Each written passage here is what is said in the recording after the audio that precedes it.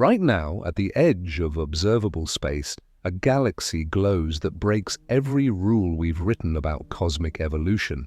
JD's GS-Z14 shouldn't exist.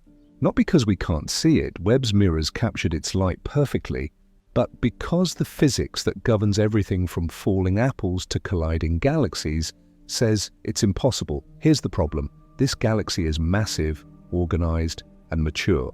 It contains 500 million times the mass of our Sun, arranged in rotating structures that require billions of years to form. Yet it exists just 700 million years after the Big Bang, less than 1/7 the time our models say it needs. Imagine planting a seed this morning and returning tonight to find a 100-year-old tree, complete with thick trunk, sprawling branches, and deep roots. That's essentially what Webb discovered. The universe somehow built a galaxy faster than the speed limit imposed by gravity, thermodynamics, and nuclear fusion. For decades, cosmologists believed they understood galaxy formation's timeline with precision. Gas cools at calculable rates. Stars form through predictable processes. Mergers take measurable time. These aren't rough estimates. They're consequences of fundamental physics tested in laboratories across Earth. Then Webb looked at the infant universe and found it filled with cosmic impossibilities. Tonight, we're investigating why this matters far beyond astronomy and what it reveals about reality itself. Chapter 1: Impossible Distance. The galaxy shouldn't exist because of where it is, and where it is reveals when it existed, and when it existed makes everything about it physically impossible. Understanding this paradox requires understanding how astronomers measure cosmic time through cosmic distance, a technique that transforms space into a time machine. When you look at any object in space, you're looking into the past. Light travels fast, 299,792 kilometers per second, but space is vast beyond human comprehension. The light reaching your eyes from the Sun left its surface 8 minutes ago. The light from the nearest star beyond our solar system, Proxima Centauri, began its journey over 4 years ago. Look at the Andromeda Galaxy, our nearest large galactic neighbor, and you're seeing it as it was 2.5 million years in the past. During the era when early humans first walked the Earth, the farther away an object is, the further back in time we observe it. This principle transforms telescopes into time machines, allowing us to witness cosmic history by simply looking deep enough into space. The James Webb Space Telescope was designed to exploit this principle to its ultimate extreme. Unlike its predecessor Hubble, which primarily observed invisible light, Webb's instruments detect infrared radiation. This design choice was deliberate and crucial. As the universe expands, it stretches the fabric of space itself, and this stretching affects light traveling through that space. Light waves get elongated, shifting toward redder, longer wavelengths, a phenomenon astronomers call redshift. Light from the most distant galaxies emitted billions of years ago when the universe was young has been stretched so dramatically that it's shifted entirely out of the visible spectrum into the infrared. To see the earliest galaxies, you must observe in infrared. Webb was built specifically for this purpose. In July 2022, just months after beginning operations, Webb pointed toward a patch of sky in the constellation Fornax. The target area was part of the Good South Field, a region that had been studied extensively by Hubble over decades. Astronomers using Webb's near-infrared camera captured photons that had been traveling through space for over 13 billion years. When the data was processed, one particular source stood out immediately. The scientists labeled it JDES GS-Z14, a designation indicating it was discovered by the JWST Advanced Deep Extragalactic Survey and had an estimated redshift around Z14. That redshift number is critical. In cosmology, redshift serves as a cosmic clock. A redshift of Z1 corresponds to looking back about 8 billion years. A redshift of Z6 takes you to roughly 1 billion years after the Big Bang. JDES GS Z140 had a measured redshift of 14.32, placing it at approximately 290 million years after the Big Bang, later refined with spectroscopic analysis to 700 million years post-Big Bang, when more detailed observations became available to understand why this timing matters so profoundly.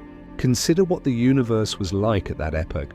The Big Bang occurred 13.8 billion years ago, creating space, time, matter, and energy in an event that remains beyond our complete comprehension. For the first 380,000 years, the universe was opaque, a hot, dense plasma where matter and radiation were so tightly coupled that light couldn't travel freely. Then the universe cooled enough for electrons and protons to combine into neutral hydrogen, releasing the radiation we now detect as the cosmic microwave background.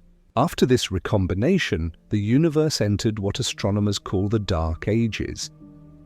During the Dark Ages, which lasted several hundred million years, no stars existed yet. The cosmos was filled with neutral hydrogen gas, cooling and expanding in total darkness. Gravity worked slowly to amplify tiny density variations, pulling matter together into slightly denser regions. Eventually, these regions collapsed enough to ignite the first stars, massive, short-lived behemoths that would never exist in today's universe. These population 3 stars, as they're called, began forming somewhere between 100 and 200 million years after the Big Bang, ending the Dark Ages and beginning the epoch of reionization, when starlight ionized the neutral hydrogen, making the universe transparent again. JD's GS Z140 exists just 700 million years after the Big Bang, early in this reionization epoch. According to our models, this should be a time of cosmic adolescence at best. The first stars have only recently formed. Small proto-galaxies should be emerging from collapsed gas clouds. Larger structures might be starting to assemble through mergers. But the emphasis is on starting. This is supposed to be the beginning of galaxy formation, not its culmination. Yet when astronomers analyzed the spectroscopic data from this impossibly distant galaxy, they found something that defied every expectation. The galaxy wasn't small or primitive. Its luminosity indicated a stellar mass of approximately 500 million solar masses, 500 million times the mass of our Sun, all contained in stars. Its size extended roughly 1/600 light-years across. For comparison, our Milky Way galaxy spans 100,000 light-years, so this early galaxy is admittedly smaller. But it's not the size that's shocking, it's the maturity. The spectroscopic analysis revealed distinct stellar populations within the galaxy. Different types of stars with different ages, different chemical compositions, different stages of evolution. This diversity indicates multiple generations of star formation had already occurred. The oldest stars in the galaxy had already lived and died, creating heavier elements through supernova explosions, seeding the gas clouds that formed subsequent stellar generations. The presence of these heavy elements, astronomers call them metals even though they include elements like carbon and oxygen, proves that significant stellar evolution had already transpired. More troubling still, the galaxy exhibited organized structure. Its spectrum showed clear evidence of rotation, with one side moving toward us, blue-shifted, and the other moving away, red-shifted, indicating the entire system was spinning. This rotation suggests gravitational organization, the establishment of orbital mechanics that occurs only after chaotic material settles into stable configurations. The galaxy also showed signs of a developing disk structure, the kind of organized form that takes billions of years to develop in our theoretical models. Brant Robertson and his colleagues published their findings in October 2023 in Nature Astronomy, carefully noting the profound implications. The paper's language remained measured, as scientific writing demands, but the conclusion was unavoidable. This galaxy had somehow achieved a level of maturity that shouldn't be possible given the time available since the Big Bang. It had formed stars, evolved those stars through complete life cycles, created heavy elements, assembled mass, and organized structure, all in less than 700 million years. The fastest possible timeline in our models suggested this should take at least 3 billion years, probably closer to 5 billion. The distance measurements have been verified multiple times through different methods. Webb spectroscopy identified specific emission lines from ionized oxygen, shifted deep into the infrared exactly as predicted for an object at this extreme distance. These observations have been confirmed by multiple research teams using independent data. There's no measurement error. The galaxy truly is that far away, which truly means it existed that early in cosmic history. As news of the discovery spread through the astronomical community in late 2023, the initial reaction was disbelief, followed quickly by excitement, then by a creeping sense of dread, because JD's GS-Z14-0 wasn't alone. Other surveys were finding similar objects. The SEERS collaboration identified several massive galaxies at redshifts above ZT10. The GLASS survey found evidence of numerous bright extended sources at extreme distances. Each new detection reinforced the same troubling pattern. The early universe contained mature galaxies that had no business existing yet. The implications extended far beyond astronomy. These galaxies existed before they should have, which means our understanding of how the universe builds structure must be incomplete or fundamentally wrong. And if we're wrong about structure formation, we might be wrong about the cosmological framework that predicted it, wrong about dark matter's role, wrong about cosmic inflation's effects, wrong about the nature of gravity on cosmic scales. What seemed like a single anomalous galaxy rapidly became a crisis threatening the foundations of modern cosmology.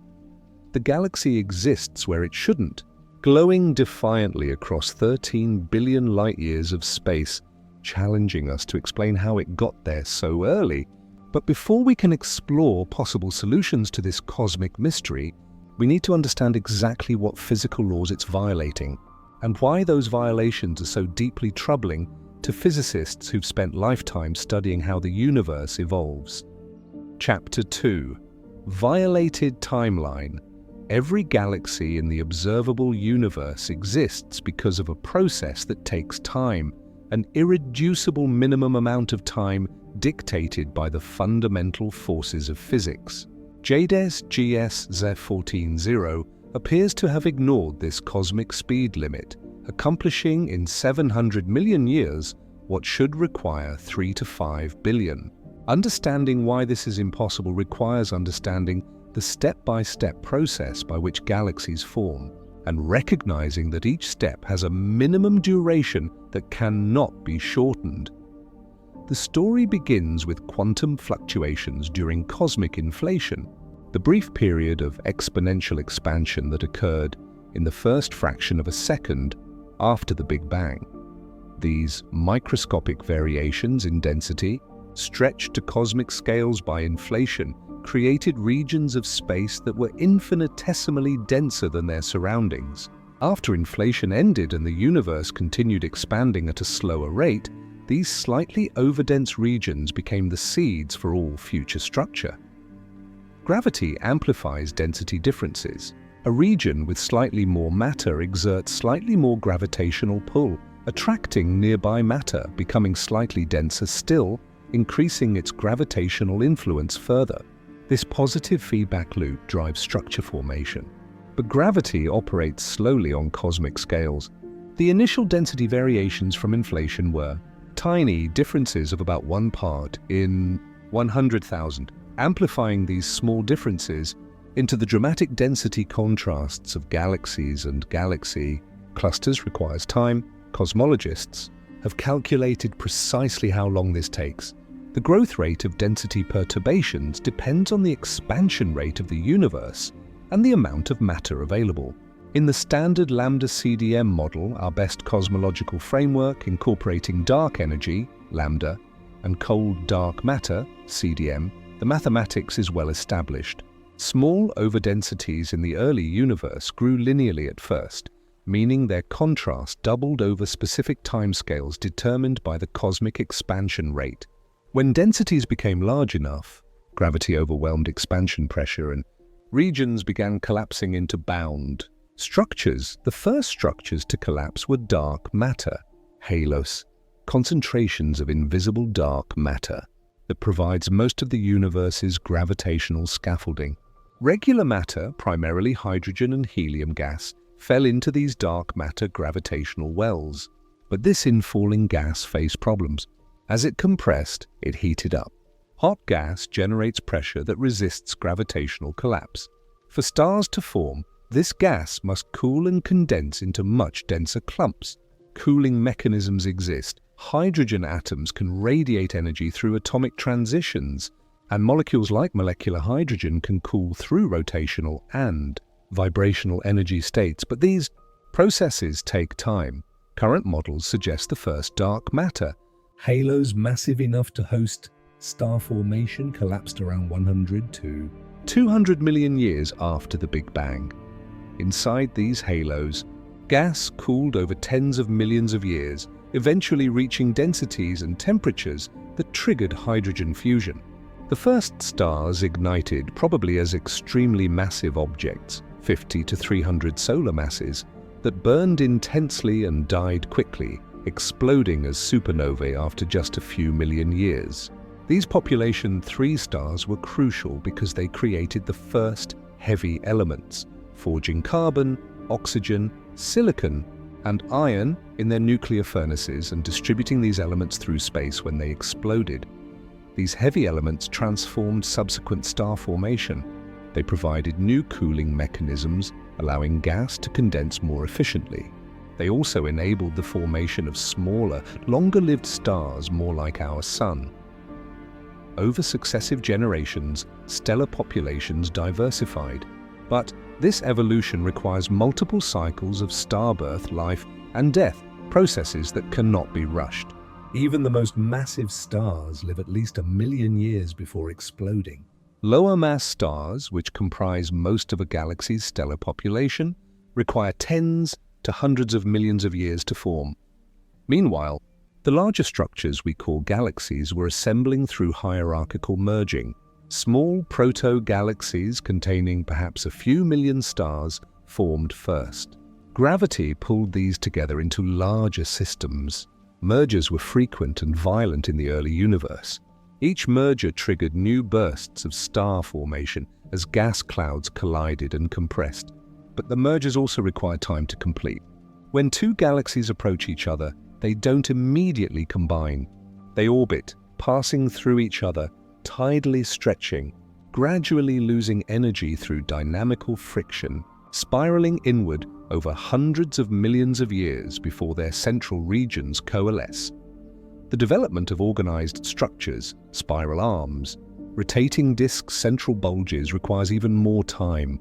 These features emerge from the settling of gas and stars into stable orbital configurations.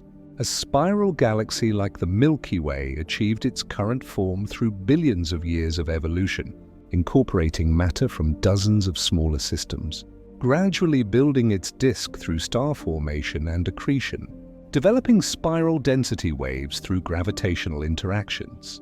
The very existence of organized rotation, with stars and gas moving in coherent patterns rather than chaotic random motions, indicates dynamical relaxation has occurred, the gradual exchange of energy between particles that occurs through countless gravitational interactions over vast timescales. Chemical evolution presents another timing constraint.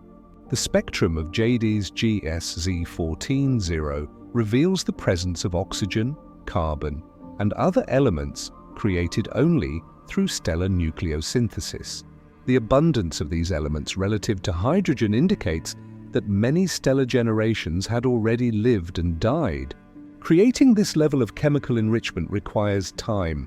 Each generation of stars must form from gas clouds, live out its life cycle, and return processed material to the interstellar medium through stellar winds and supernova explosions. The gas must then mix, cool, and collapse to form the next generation. Even under optimal conditions, each cycle requires at least 100 million years and realistically takes several hundred million years. Cosmologists have run thousands of simulations modeling galaxy formation under various conditions, adjusting parameters within reasonable bounds, testing different assumptions about dark matter, star formation efficiency, and feedback mechanism. These simulations consistently show that forming a galaxy with 500 million solar masses in organized structure requires absolute minimum timescales around 3 billion years, with typical formation scenarios taking 4 to 6 billion years. The simulations cannot compress this timeline significantly without violating known physics. Consider what would be required to form JD's GS Z14-0 in only 700 million years.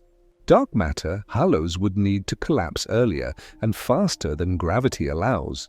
Gas would need to cool at rates exceeding what atomic and molecular physics permit. Stars would need to form with efficiencies far higher than observed in any galaxy, converting gas to stars at nearly 100% efficiency when typical galaxies achieve 15% efficiency. Multiple stellar generations would need to evolve essentially simultaneously rather than sequentially. Mergers would need to complete in a few tens of millions of years rather than hundreds of millions. Every single step of the galaxy formation process would need to occur several times faster than physics permits. The problem becomes even more acute when you consider feedback mechanisms. Star formation is self-limiting. When massive stars explode as supernovae, they inject enormous energy into surrounding gas, heating it and blowing it out of the galaxy. This process, called feedback, regulates star formation, preventing galaxies from converting all their gas into stars too quickly. Feedback is observed in every galaxy we study in detail and is required to explain why galaxies are as small as they are. Without feedback, galaxies would grow much larger than observed. But feedback slows galaxy growth, adding yet another factor that extends formation timelines. The 2023 paper by Robertson's team included detailed analysis comparing JD's GS Z14-0's properties to predictions from cosmological simulations. The comparison was stark. Standard models predicted galaxies at Z14 should have masses around 10 million solar masses, be small and irregular, and show spectroscopic signatures of young, metal-poor stellar populations. Instead, they found a galaxy 50 times more massive than predicted, with organized structure and clear evidence of chemical enrichment. The discrepancy wasn't minor, it was off by orders of magnitude. Other research groups reached similar conclusions. A paper in the Astrophysical Journal by Boylan-Kolchin and collaborators in 2023 calculated that the abundance of massive, early galaxies detected by Webb exceeded predictions from standard cosmology by factors of 10 to 100, depending on the specific redshift range examined. They titled their paper provocatively, "Stress Testing Lambda CDM with High Redshift Galaxy Candidates." The stress test revealed cracks in cosmology's foundation. The timeline has been violated. The galaxy exists far too early. And this violation isn't subtle or debatable, it's dramatic, reproducible, and fundamentally incompatible with our understanding of how cosmic structure forms.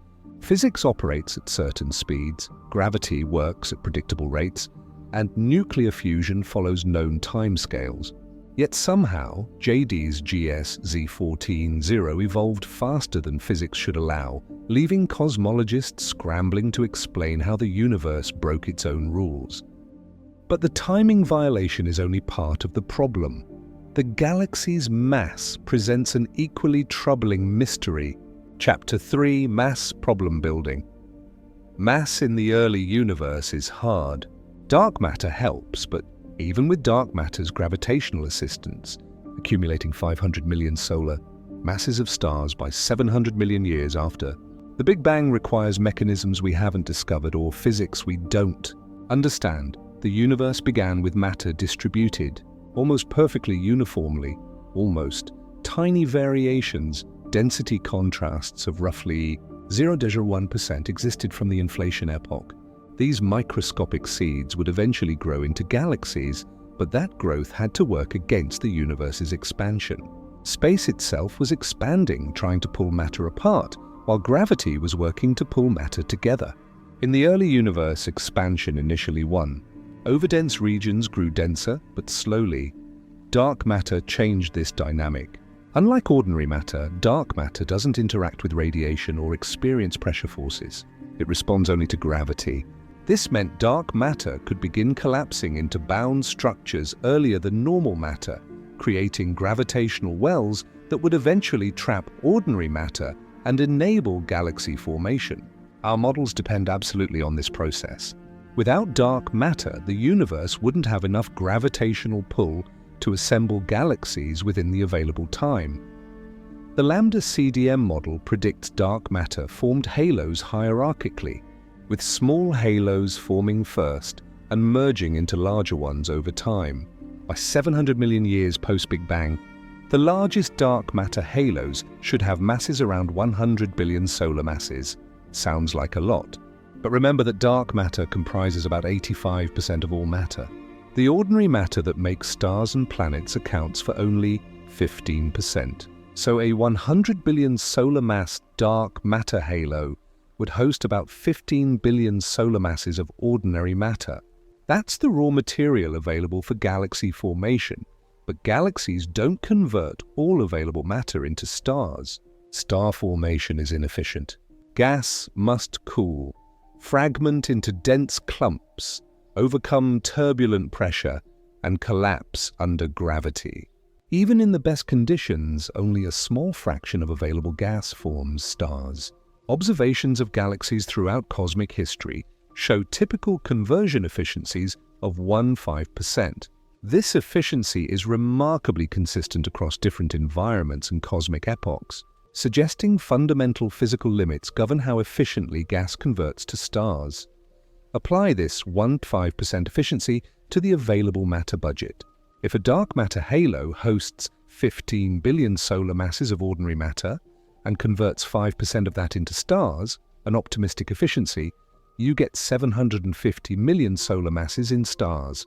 That's enough to account for JDES GSZ 14-0's observed mass of 500 million solar masses. The problem is that this calculation assumes the galaxy resides in the most massive dark matter halo possible at that epoch, converting gas to stars at the highest efficiency observed anywhere, with no mass lost to feedback or outflows, and completing this process with perfect timing by exactly 700 million years. Every single factor must align optimally, with no margin for error. The probability of this happening is vanishingly small. Dark matter halos assemble through mergers, and the largest halos are rare by definition. They sit at the extreme tail of the mass distribution. Finding multiple massive galaxies at these early times, as Webb has, suggests they cannot all be inhabiting the rarest halos. Statistics don't allow it. Yet Webb has detected not just one, but dozens of surprisingly massive galaxies at redshifts above Z-10, each requiring similarly extreme conditions. More troubling are the galaxies that exceed even these generous estimates. Some early Webb detections suggested galaxies at Z12 to Z16 with stellar masses approaching or exceeding 1 billion solar masses. If confirmed, these would be literally impossible within standard cosmology. There simply aren't dark matter halos massive enough at those early times to host such large stellar populations. Even under maximally optimistic assumptions.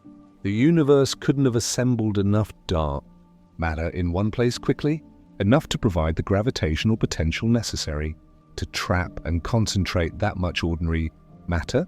Stacy McGaw at Case Western Reserve University pointed out a crucial problem in a 2023 analysis: the baryon fraction. Baryons are ordinary matter, protons and neutrons that make up atoms and stars. The cosmic baryon fraction, set by Big Bang nucleosynthesis and measured precisely from the cosmic microwave background, is about 16% of total matter. This means every dark matter halo has a maximum possible baryon content equal to 16% of its dark matter mass. The earliest massive galaxies detected by Webb appear to have converted such a large fraction of their available baryons into stars that they challenge this fundamental ratio. If a galaxy contains 500 million solar masses in stars, and assuming some gas remains unconverted, the total baryon mass might be 700 million to 1 billion solar masses. For this to represent 16% of total matter, the host dark matter halo would need at least 6 billion solar masses. But forming a 6 billion solar mass dark matter halo by Z14 is already at the extreme edge of theoretical possibility. And that's assuming 70% of all available baryons converted to stars, an efficiency 10 to 15 times higher than typically observed. The numbers barely work under the most generous assumptions and break completely if conditions are anything less than perfect. There's also the velocity problem. When astronomers measure rotation speeds in JD's GS-Z14-0 spectrum, they're measuring the galaxy's dynamical mass, the total mass required to keep stars and gas moving at observed speeds without flying apart. This measurement provides an independent check on the galaxy's mass. The rotation velocities observed suggest a total mass consistent with the stellar mass estimates, confirming the galaxy is indeed as massive as its luminosity suggests. But these velocities also indicate the galaxy has achieved dynamical equilibrium. Stars and gas are moving in organized, stable orbits. Reaching equilibrium requires time. Chaotic initial conditions must settle through gravitational interactions into ordered rotation. This settling process, called violent relaxation, typically requires dozens of orbital periods, translating to hundreds of millions of years at minimum. Consider what achieving this mass would physically require. Within 700 million years of the Big Bang, matter in this region of space would need to collapse into a dark matter halo. Ordinary matter would need to fall into that halo's gravitational well, cool from millions of degrees to tens of degrees Kelvin, fragment into molecular clouds, form the first generation of stars, allow those stars to evolve and enrich the gas with heavy elements, form multiple subsequent stellar generations, accumulate mass through mergers with neighboring systems, and settle into organized rotation, all while overcoming feedback from supernovae and energetic stellar winds that would heat and expel gas from the system. Each of these steps has been studied extensively, both observationally in nearby galaxies and through detailed numerical simulations. Each has characteristic timescales. Adding up the minimum durations for each step yields totals incompatible with the age of the universe at Z14. It's like asking a human infant to complete elementary school, high school, university, graduate school, and establish a career before their first birthday. The developmental stages cannot be compressed that dramatically without fundamentally changing the underlying processes. Some astronomers initially suggested measurement errors might explain the discrepancy. Perhaps the galaxies aren't as massive as they appear. Maybe they're highly dust-obscured, causing us to overestimate their luminosity and hence their stellar mass. Or perhaps they contain hidden active galactic nuclei, supermassive black holes whose light masquerades as stellar emission. But follow-up observations with Webb spectroscopy have largely ruled out these explanations. The spectral signatures are consistent with stellar populations. The masses are real. The mass problem represents more than an accounting discrepancy. It reveals that our model of how the universe transitions from nearly uniform initial conditions to complex structure must be incomplete. Either dark matter behaves differently than we think, accumulating into massive halos earlier and faster than our models predict, or star formation operated with vastly higher efficiency in the early universe, or mass assembly through mergers proceeded far more rapidly than dynamics allow.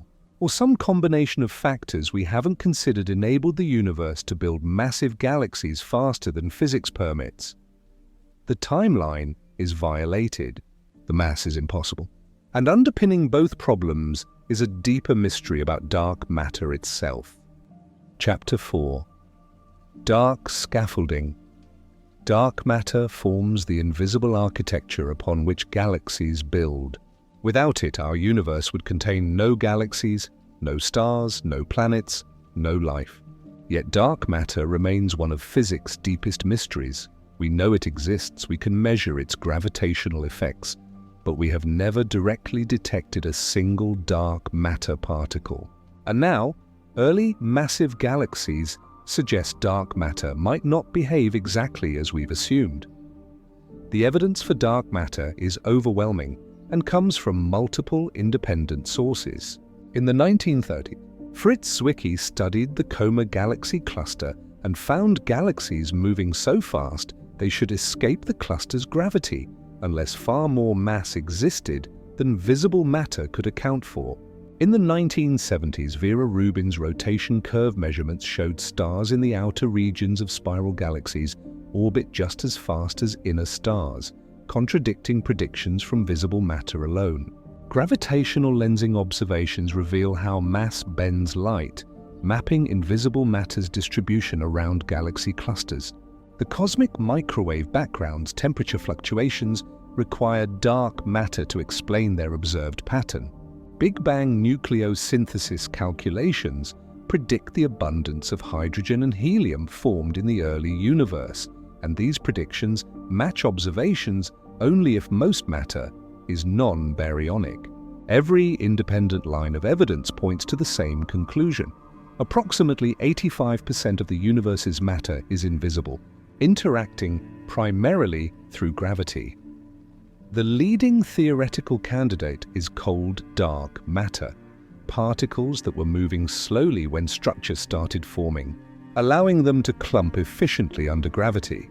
Cold dark matter halos form hierarchically, with small halos merging into progressively larger ones.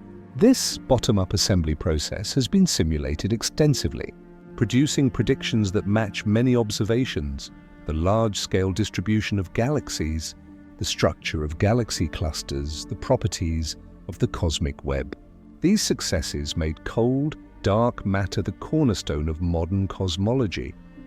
But cold, dark matter makes specific predictions about when halos of different masses should form. Large halos require time to assemble from smaller ones. The mathematics governing halo growth is well understood, based on gravitational collapse theory developed over decades. According to these calculations, halos massive enough to host galaxies like JD's GS Z14-0 should be extraordinarily rare at Z14. The probability distribution for halo masses at any given time follows specific statistical patterns determined by the initial density fluctuations and the growth of structure under gravity. The most massive halos predicted at Z14 barely reached the threshold needed to explain the observed galaxies, and they should be so rare that finding multiple examples would be shocking. Yet Webb has found not one but many massive early galaxies. If these observations are correct, either dark matter halos formed earlier than predicted, or they assembled mass faster than hierarchical merging allows, or star formation within these halos was dramatically more efficient than observed anywhere else in the universe. Each possibility challenges fundamental aspects of our cosmological model. Some physicists have proposed modifying dark matter's properties. Perhaps dark matter particles aren't completely cold. Maybe they have small velocities that affect how they collapse. Warm dark matter, as it's called, would smooth out the smallest density fluctuations, preventing tiny halos from forming while allowing larger halos to assemble. This could potentially accelerate the formation of galaxy-scale halos, though current constraints on warm dark matter from other observations leave little room for adjustments.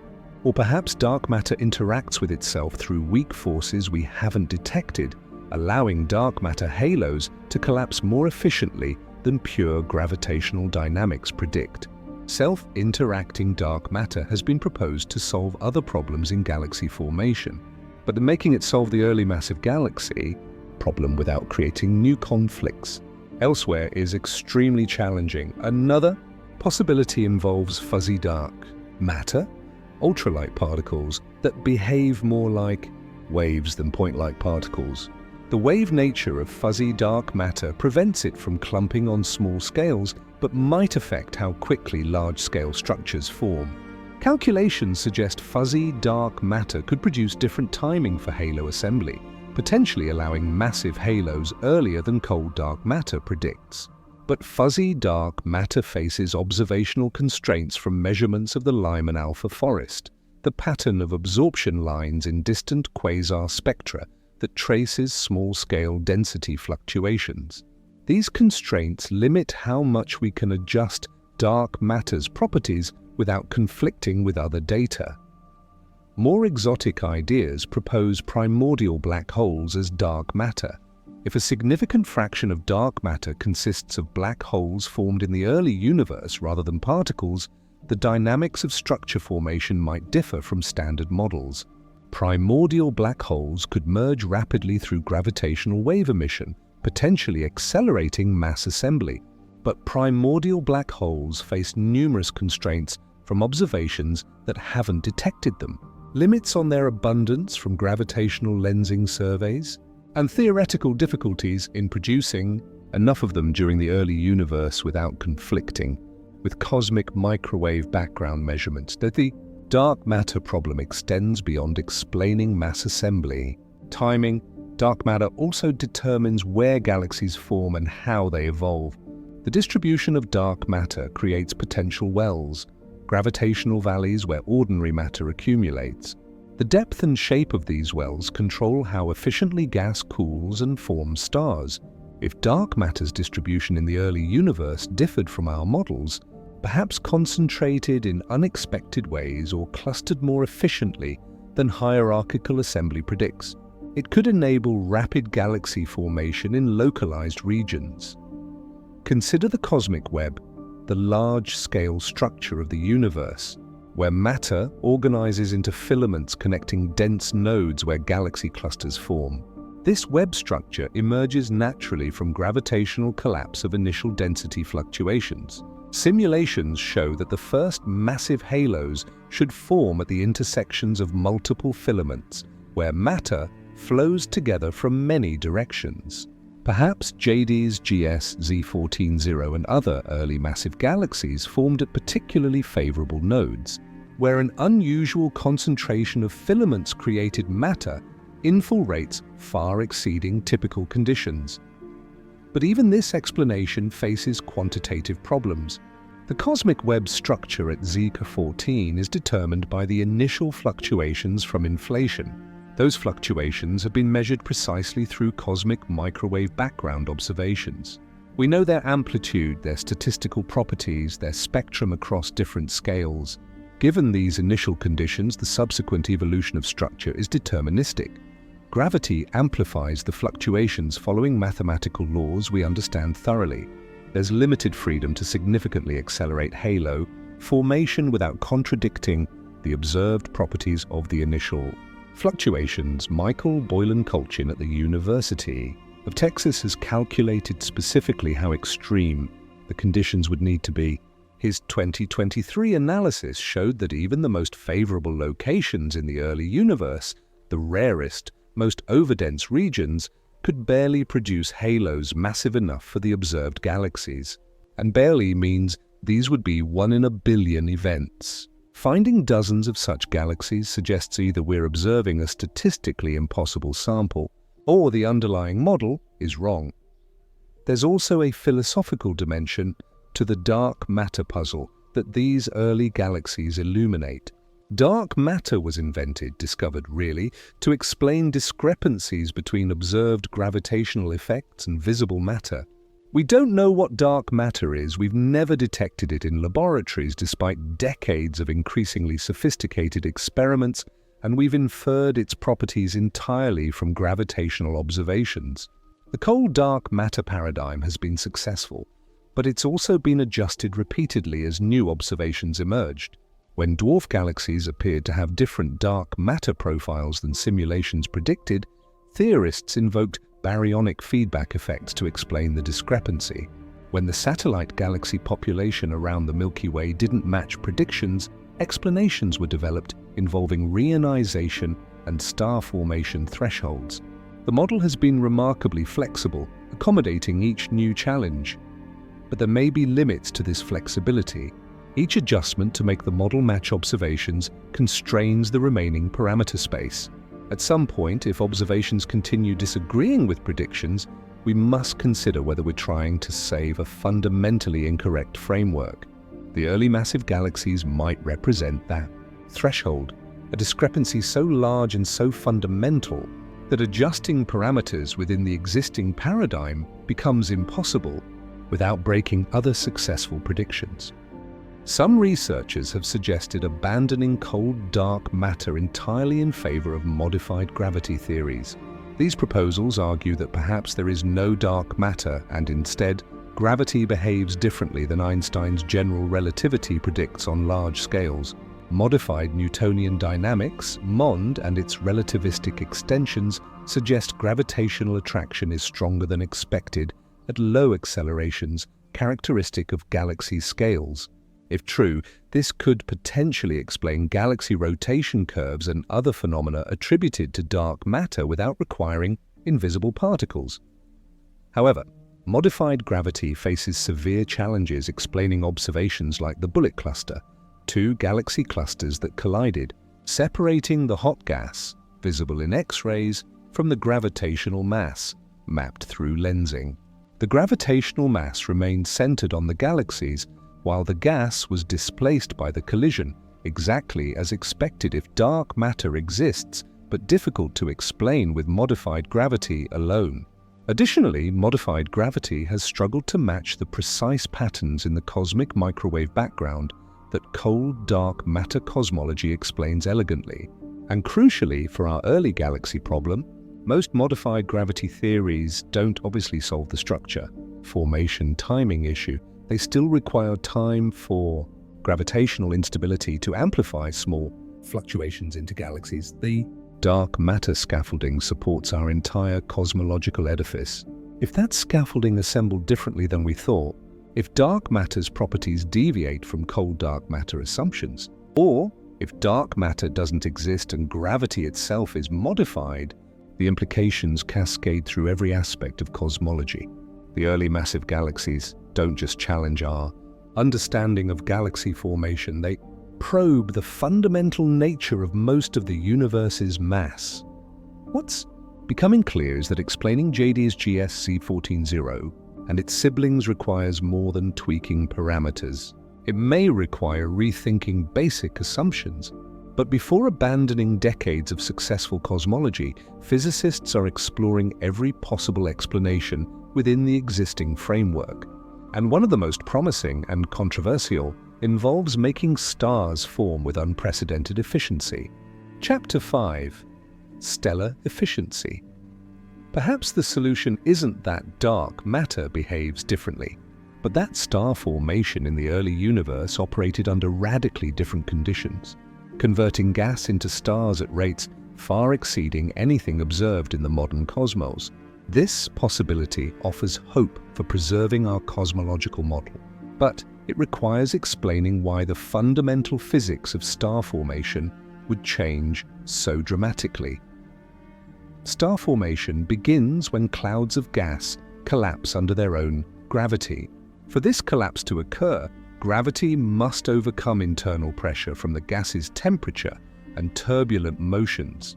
The efficiency of star formation, what fraction of a gas cloud converts into stars, depends on the balance between forces promoting collapse and forces resisting it. In the present-day universe, this efficiency is remarkably low.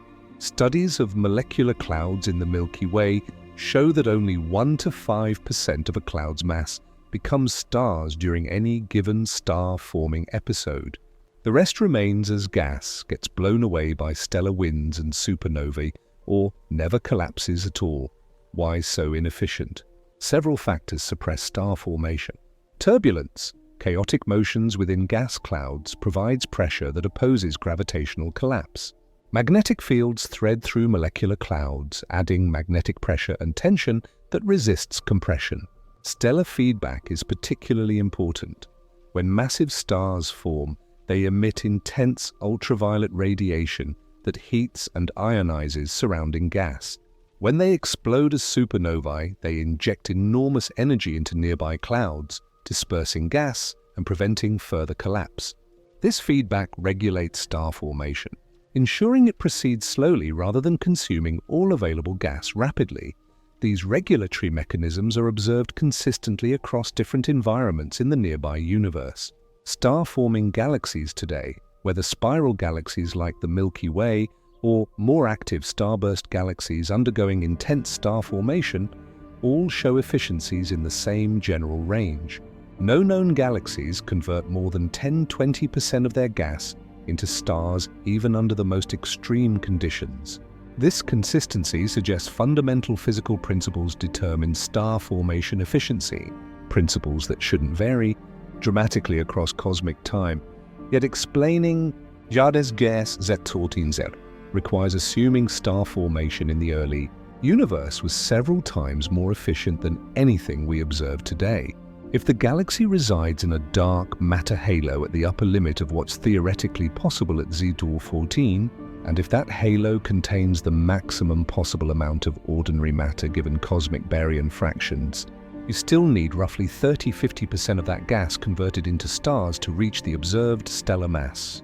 That's 5 to 10 times higher efficiency than typical. Can any physical mechanism produce such enhancement?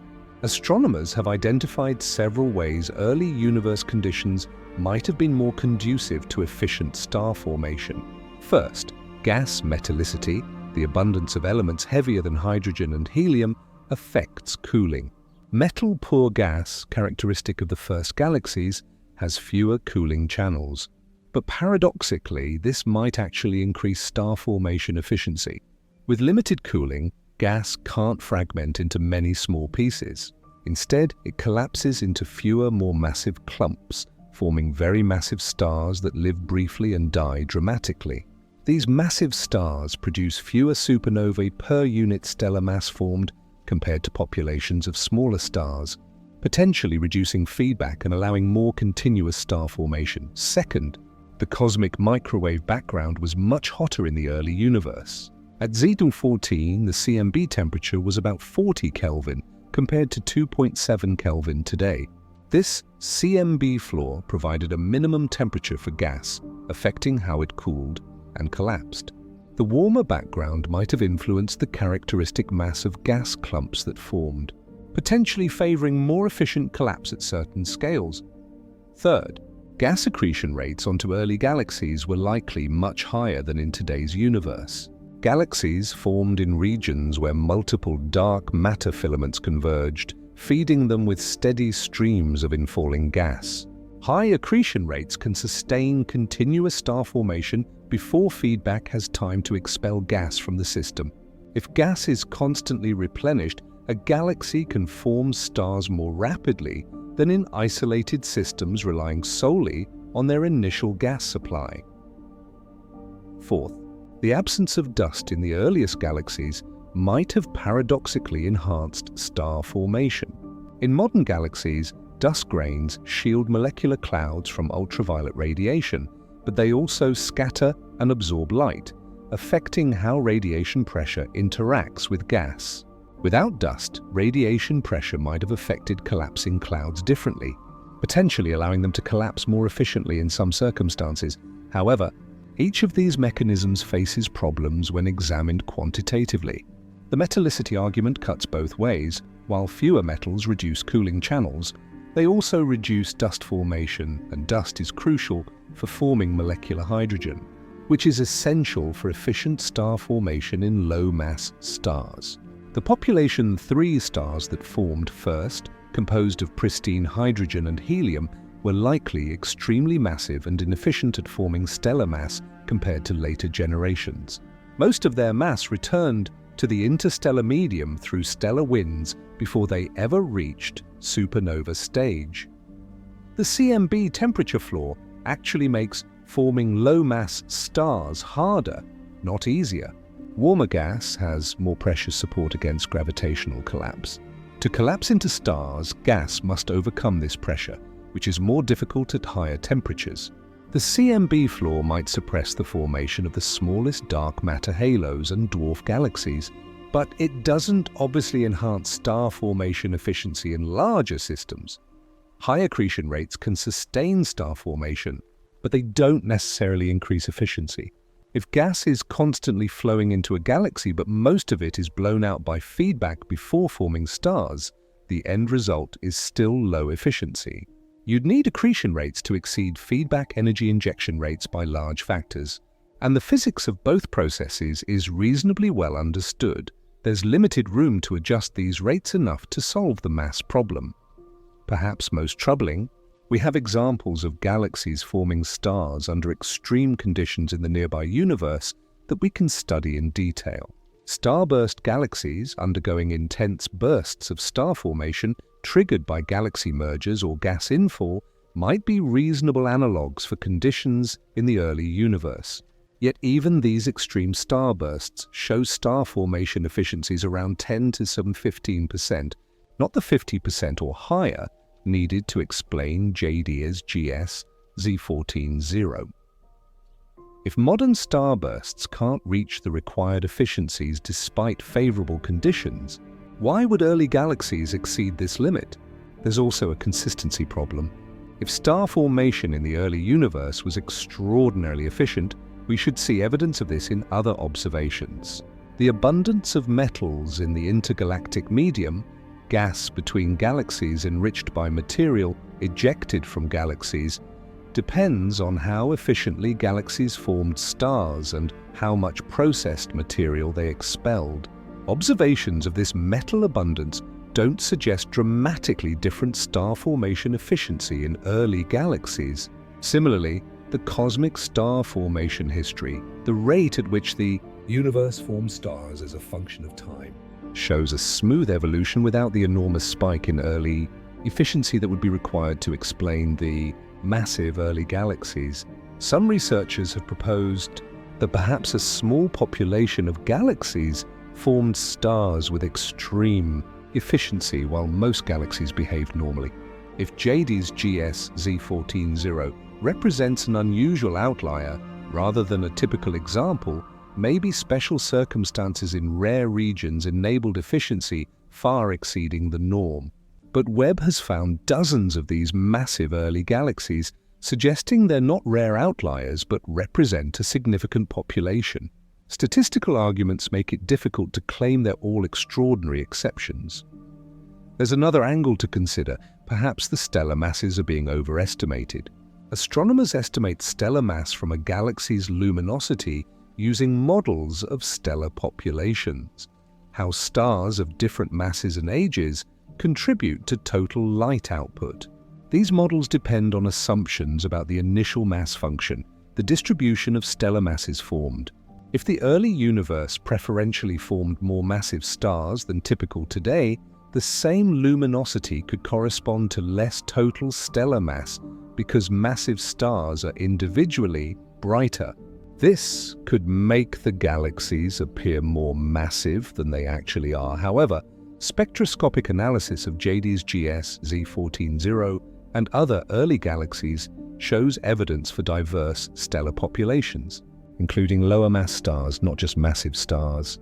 The presence of certain spectral features requires contributions from stars of various masses and ages. While uncertainties in stellar population models exist, they're unlikely to account for the full discrepancy between observed and predicted masses. The stellar efficiency solution remains popular among astronomers because it preserves the existing cosmological framework while requiring changes only to galaxy-scale physics rather than fundamental cosmology. But making the numbers work requires assumptions about star formation that strain credibility. The early universe cannot have been so different that physical processes changed by factors of 5 or 10 without leaving other observable signatures, and those signatures are largely absent. If modifying dark matter doesn't work and enhancing star formation can't explain the observations, perhaps the solution lies in the most fundamental component of cosmology, the initial conditions set by cosmic inflation. Chapter 6. Primordial Seeds. Everything visible in the universe, every galaxy, star, planet, and living being exists because of tiny quantum fluctuations that occurred during cosmic inflation, magnified to cosmic scales and amplified by billions of years of gravitational growth. If the seeds planted by inflation were somehow different than we've assumed, if the initial fluctuations had different properties, it could potentially explain why massive galaxies formed earlier than predicted. But changing inflation means reconsidering the first moments of cosmic history. Cosmic inflation is the theory that the universe underwent exponential expansion in the first tiny fraction of a second after the Big Bang, growing from subatomic scales to cosmic dimensions in less time than it takes light to cross an atom. This dramatic expansion solved several cosmological puzzles. Why the universe appears so uniform in different directions despite regions too far apart to have ever communicated. Why space appears geometrically flat despite gravitational attraction that should curve it. And why certain exotic particles predicted by particle physics theories but never observed don't exist. Inflation explains all these features elegantly by proposing that all observable space expanded from a tiny, causally connected region. But inflation's most important legacy is the fluctuations it created. At quantum scales, fields are inherently uncertain. They fluctuate randomly due to Heisenberg's uncertainty principle. During inflation, these microscopic quantum fluctuations were stretched to cosmic scales, imprinting a pattern of density variations across the universe. Regions infinitesimally denser than average became the seeds for galaxies and galaxy clusters. Slightly less dense regions became the voids between them. The statistical properties of these fluctuations, their amplitude, their variation across different scales, determine everything about structure formation. We measure these fluctuations through the cosmic microwave background. The CMB's temperature varies by roughly 1 part in 100,000 across the sky, showing slightly warmer and cooler spots corresponding to denser and less dense regions in the early universe. Satellites like COBE, WMAP, and Planck mapped these variations with increasing precision, revealing that the fluctuations follow a nearly scale-invariant spectrum, meaning their amplitude is similar across different scales with small deviations. From perfect scale invariants that match inflation's predictions beautifully, the amplitude of fluctuations determines how quickly structure forms. Larger initial fluctuations grow faster under gravity, producing dense structures earlier. If the fluctuations from inflation were somehow larger than we've measured, massive galaxies could form sooner. But here's the problem. We've measured the fluctuation amplitude precisely from the CMB. It's approximately 1 part in 100,000, quantified by a parameter called S8 in cosmology. This value isn't adjustable. It's observationally determined with small error bars. You can't simply increase the fluctuation amplitude without contradicting the CMB measurements. However, the fluctuation spectrum has subtle features that might provide loopholes. While the fluctuations are nearly scale invariant, nearly allows for small deviations. Perhaps fluctuations on scales relevant for galaxy formation were slightly larger than the average amplitude, while scales probed by the CMB remained consistent with observations. This could occur if inflation didn't produce perfectly smooth fluctuations but included features, bumps or wiggles in the spectrum at specific scales. Such features could arise if cosmic inflation didn't proceed completely smoothly. Most inflation models assume the inflaton field, the hypothetical field driving inflation, rolled slowly and steadily down its potential energy curve, like a ball gradually rolling down a gentle hill. But if the potential had bumps or steps, the inflaton's rolling might have varied in speed, producing brief periods where quantum fluctuations were amplified more strongly. These periods would create features in the primordial spectrum at specific scales determined by when the variations occurred during inflation. Yifu Kai and collaborators at the University of Science and Technology of China have explored whether such features could explain early massive galaxies. Their 2023 calculations showed that if fluctuations on scales of a few million light-years were enhanced by factors of 2 or 3 compared to larger scales, it could enable dark matter halos to form earlier and grow faster, potentially allowing massive galaxies by Z-14. The challenge is, explaining why fluctuations would be enhanced, specifically at these scales without creating conflicts with other observations. The CMB constrains fluctuations on scales larger than about 1,000,000 light-years quite stringently. Gravitational lensing surveys and large-scale structure observations constrain fluctuations on scales from millions to billions of light-years. There's a narrow window, fluctuations on scales around 1,000,000 light-years or smaller, that aren't as tightly constrained.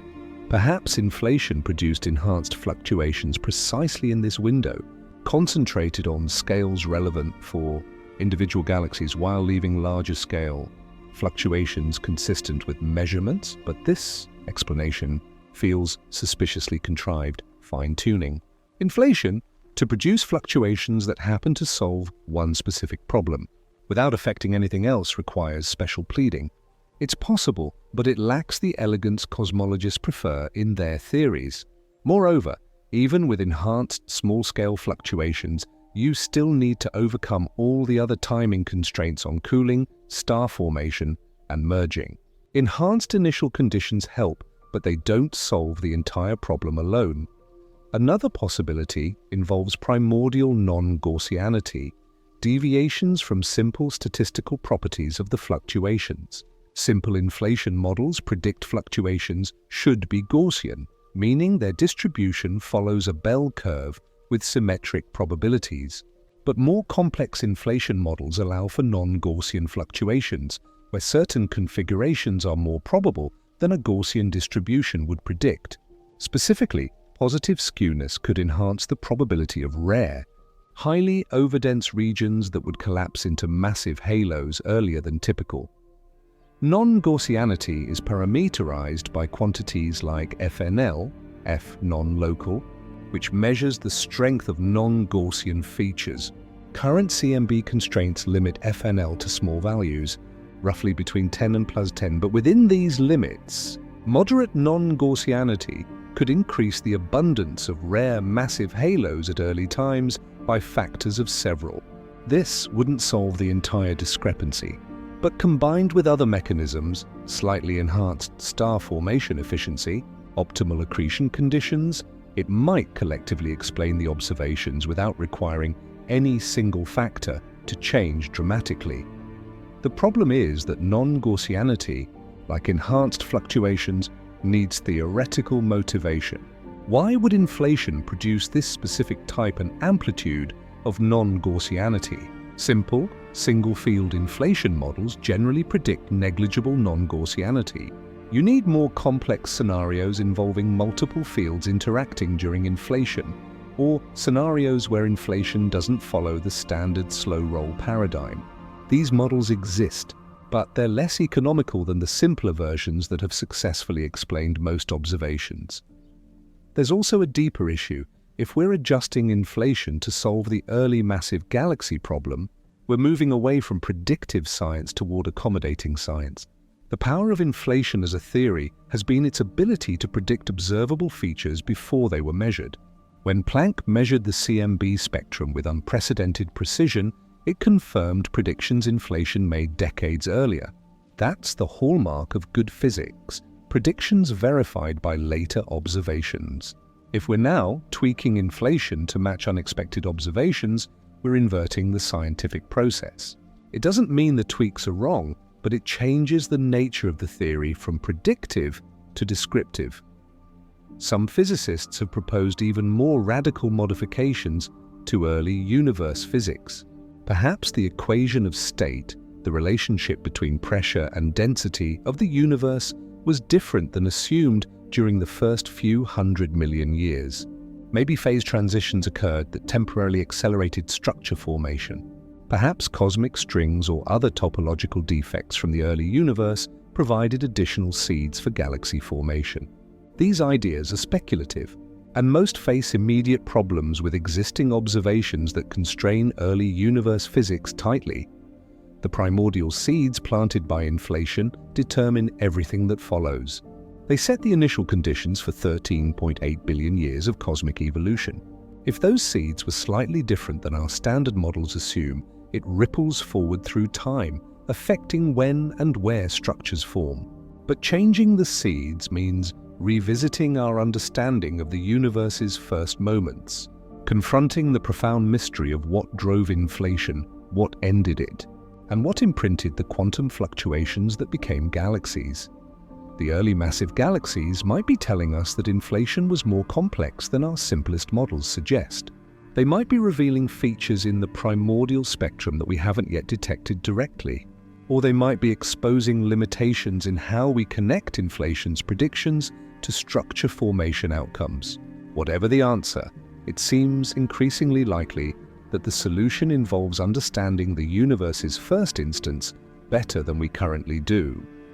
But there's another possibility that some physicists find even more unsettling. Perhaps our entire cosmological model is wrong. Chapter 7: Cosmological Crisis. When a single anomalous observation contradicts theoretical predictions, scientists look for errors in the observation or adjustments to the theory. When dozens of observations all point in the same direction, contradicting predictions in systematic ways, it might signal something more troubling, that the entire theoretical framework has fundamental problems. The early massive galaxies might be symptoms of a cosmological crisis requiring more than adjustments. They might demand a revolution. The Lambda CDM model has been cosmology's standard framework for decades. Lambda represents dark energy, the mysterious force causing the universe's expansion to accelerate. CDM is cold dark matter. Together with the physics of ordinary matter and radiation, these components form a model that successfully explains an enormous range of observations: the cosmic microwave background's detailed patterns, the large-scale distribution of galaxies, the abundance of light elements formed in the Big Bang, the accelerating expansion measured by distant supernovae, gravitational lensing observations, and much more. No other model matches Lambda CDM's breadth of successful predictions. Yet cracks have been appearing. The Hubble tension, a discrepancy between different methods of measuring the universe's expansion rate, has persisted despite years of effort to resolve it. Measurements based on the CMB predict an expansion rate around 67 kilometers per second per megaparsec, while measurements based on nearby supernovae and Cepheid variables yield values around 73, a difference that seems small but is statistically highly significant. This tension suggests either systematic errors in measurements or gaps in our understanding of cosmic expansion. The S8 tension represents another problem. S8 quantifies the clumpiness of matter distribution in the universe today. Predictions from CMB observations suggest matter should be clumpier than gravitational lensing surveys actually measure. This discrepancy hints that either structure formation didn't proceed exactly as models predict, or the CMB data are being misinterpreted, or our understanding of how matter clusters on large scales is incomplete. Now the early massive galaxies add a third major tension, the structure formation crisis. Galaxies appear more abundant and more mature at early times than Lambda CDM predictions allow. This isn't a subtle effect requiring sophisticated statistical analysis. It's a dramatic discrepancy visible in the raw data. When astronomers simulate galaxy formation within Lambda CDM, using our best understanding of dark matter, baryonic physics, and star formation, the simulated early universe looks nothing like what Webb observes. Some physicists argue these tensions are merely growing pains, symptoms of incomplete understanding within a fundamentally correct framework. After all, cosmology is complex. Baryonic physics, how gas cools, how stars form, how supernovae provide feedback, involves messy, non-linear processes that simulations struggle to capture perfectly.